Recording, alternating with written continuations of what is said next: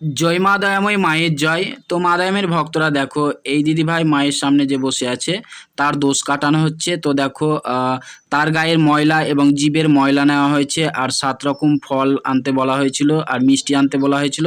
এই দিদিভাই এনেছেন এবং তার শারীরিক সমস্যা আছে, তার জন্য তার দোষ কাটিয়ে দিচ্ছেন।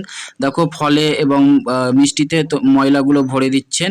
আর দিদিভাইকে গভীর রাত্রে গিয়ে এই দোষটা কাটিয়ে আসতে হবে মাঠের মধ্যে, তোমার 3 মাথার মধ্যে। তো রাত্রে যেখানে দোষটা কাটাবে সেখানে একটা প্রদীপ জ্বেলে দিতে হবে, একটু জবা ফুল দিয়ে দিতে হবে, আর এই ফলমূলগুলো সেখানে রেখে চলে আসতে হবে। আর উল্টো দিকে মানে পেছন দিক করে দিতে হবে যাতে না তাকায়।